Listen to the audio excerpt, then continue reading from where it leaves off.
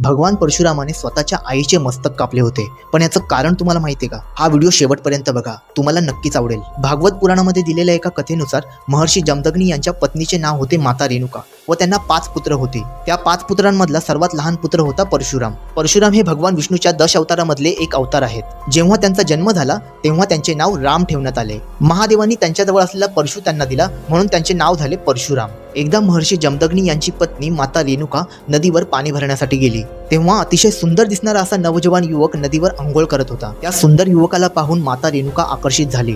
तिचे मन इतके मोहित झाले की ती पाणी भरायचं सोडून त्या युवकाला पाहत राहिली। काही काळ झाल्यानंतर माता रेणुका भानावर आली व ती घाईघाईत आश्रमात पोहोचली। आश्रमात पोहोचल्यानंतर महर्षी जमदग्नी यांनी योग साधनेच्या शक्तीने तिचे विचलित मन ओळखले। त्यावेळेस त्यांना खूप राग आला व रागाच्या भरात त्यांनी आपल्या मोठ्या मुलाला आपल्या आईचे मस्तक कापायला सांगितले। पण त्यांच्या मोठ्या मुलाने वडिलांच्या आदेशाचं पालन न करता मी हे पाप नाही करू शकत म्हणून माफी मागितली व नाही म्हटलं। तेव्हा महर्षी जमदग्नी यांनी त्यांच्या दुसऱ्या, तिसऱ्या व चौथ्या मुलाला देखील आदेश दिला, पण त्यांनी देखील त्यांचा आदेश स्वीकारला नाही। तेव्हा महर्षी जमदग्नी यांनी आपल्या 5व्या मुलाला म्हणजेच परशुरामाला आज्ञा केली की जा आपल्या आईचे मस्तक काप। असा आदेश ऐकून भगवान परशुरामच्या पायाखालची जमीनच सरकली। हे घोर पाप मी नाही करू शकत असा त्यांच्या मनात विचार आला, पण वडिलांच्या आदेशाचं पालन न करणे हे त्याच्यापेक्षाही जास्त मोठं पाप आहे। म्हणून त्याने आपला परशु उचलला व माता रेणुकाचे मस्तक धडापासून वेगळे केले। आपल्या मुलाने आपल्या आदेशाचं पालन केलं आहे व ते परशुरामाजवळ गेले व परशुरामाला बोलले, बोल तुला काय पाहिजे, तू माझ्या आदेशाचं पालन केले, आज मी तुला जे हवंय ते देईल। तेव्हा परशुराम म्हणाले,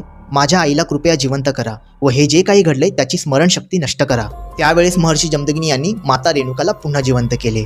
मित्रांनो, व्हिडिओ आवडल्यास लाईक करा व कसा वाटला व्हिडिओ कमेंटमध्ये नक्की सांगा। आणि जर तुम्हाला असे सनातनी व्हिडिओ आवडत असतील तर आजच सबस्क्राईब करा, जेणेकरून पुढचा व्हिडिओ अपलोड केल्यानंतर तुम्हाला नोटिफिकेशन मिळेल।